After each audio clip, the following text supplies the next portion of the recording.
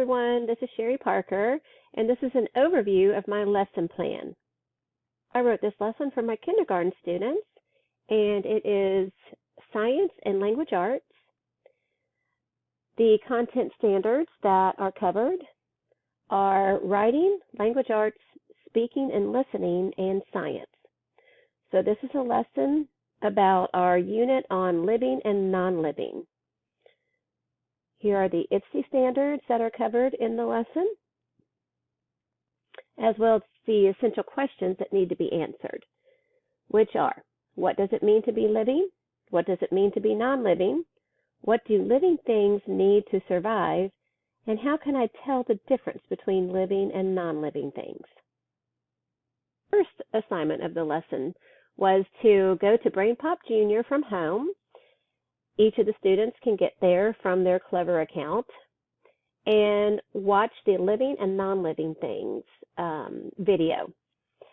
So we use this a lot in kindergarten, but this was assigned for them to do at home to research what makes something living or non-living. Then they're to jot down a few things to come back to class and discuss. Discuss what they have learned about living and non-living things, they have to go to the book to add a page where they list one living and one non-living item. They can either draw this, insert a picture, or take a picture to upload. Here's a couple pages that my students made. This student loved using the different colors of the drawing tool. She uploaded a picture that she searched, and under living, she said horses eat food and shoes can't grow. Another student, of course, he plays baseball, added a picture of a baseball and said baseballs don't need food or water, and eagles need food and water.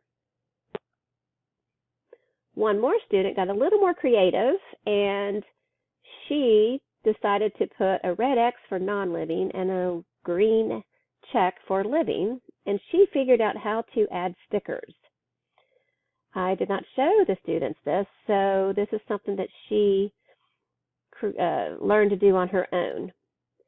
The kids got a kick out of this because she has the baby and the mouse and the duck, and the stickers were a real big hit for them.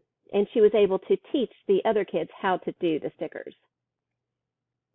After we shared the pages of the book in class, the students had the opportunity to go to Padlet and either ask a classmate a question about what they wrote about in their book, or make a comment or a compliment.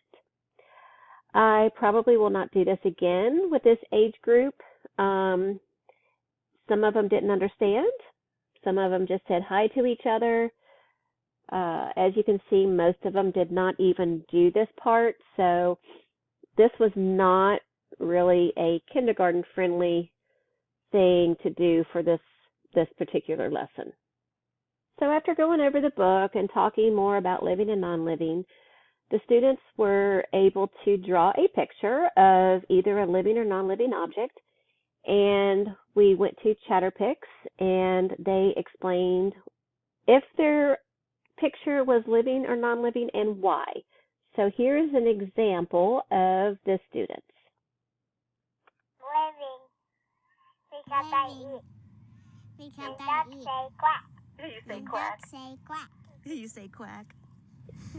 So as you can see, he says living because I eat. Here is an example, or not an example, a snippet of my assessment. In kindergarten, assessments are a lot of observations.